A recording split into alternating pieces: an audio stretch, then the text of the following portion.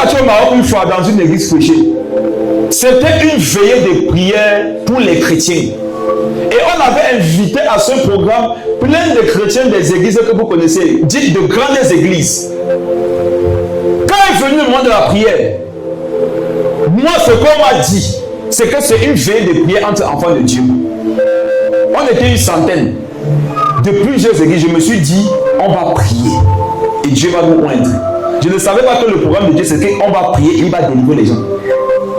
Quand on a commencé à prier, le Saint-Esprit commence à me parler. Il me dit, tu vois telle personne là-bas, elle a un démon. Il dit, comment ça? Moi, ce qu'on m'a dit sur cette soeur-là, c'est que dans son église, elle chante. Le Seigneur me dit, tu vois celle-ci, elle est idolâtre. Elle aime ses lèvres plus que la parole de Dieu. Il dit, ses lèvres. Et je lui dis, ma soeur, le Saint-Esprit me dit que tu aimes tes lèvres. Elle baisse la tête.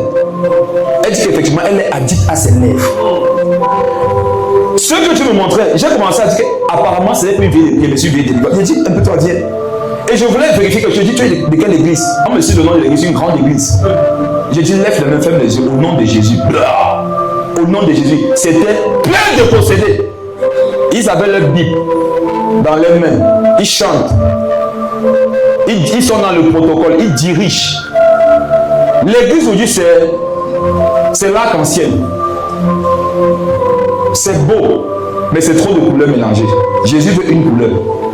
Jésus veut l'uniformité à Christ. Mais ta vie là, c'est devenu l'arc-en-ciel. Ça veut dire qu'il y a beaucoup de choses, non? C'est beau aux yeux, mais ce n'est pas ce que Jésus veut. Il ne diffère en rien. Rien.